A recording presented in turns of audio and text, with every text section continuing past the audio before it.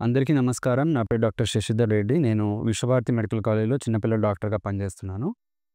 మనం చిన్న పిల్లల్లో కామన్‌గా చూసే ఒక సమస్య అయిన బెడ్ వెట్టింగ్ లేదా రాత్రుళ్ళు పక్క తడపడం అనే సమస్య గురించి ఈరోజు తెలుసుకుందాం. దీన్ని మెడికల్ భాషలో ఎన్యూరెసిస్ అని కూడా అంటాము. సో, దీన్ని ఎలా అరికట్టాలి అంటే 2-4 ఏళ్ల వయసు మధ్యగా ఉన్న పిల్లల్లో బ్లాడర్ ట్రైనింగ్ అనేది తల్లిదండ్రులు స్టార్ట్ చేయాల్సి ఉంటుంది.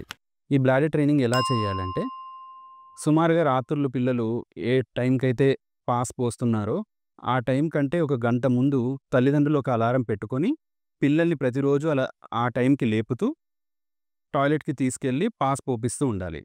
ఇలా ఒక 3 నెలలు చేస్తూ, దీంతో పాటుగా రాత్రుళ్ళు నీళ్ళు ఎక్కువగా ఇవ్వకపోవడము, తర్వాత షుగరీ డ్రింక్సు, చాక్లెట్సు ఇటువంటివి రాత్రి పడుకునే ముందు ఇవ్వకుండా, ఇలాంటి జాగ్రత్తలు తీసుకుంటూ బ్లాడర్ ట్రైనింగ్ చేసినట్టయితే ఒక 3 నెలల తర్వాత పిల్లలు వారంతకు వారే లేచి, ఆ టైంకి టాయిలెట్‌కి వెళ్ళడం అలా అలవాటవుతూ ఉంటుంది.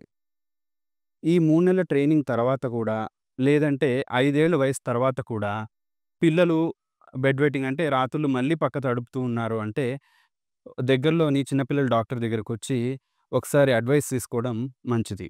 సో, డాక్టర్‌ని సంప్రదించి ఈ బెడ్ వెట్టింగ్‌కి కారణాలేదైనా అంటే లైక్ నరాల బలహీనత, లేదంటే ఇన్ఫెక్షన్‌లు వంటి కారణాలేదైనా ఉంటే, దానికి తగ్గ పరీక్షలు చేయించుకొని, దానికి సరిపడా మందులు కూడా పెట్టుకోవాల్సి ఉంటుంది.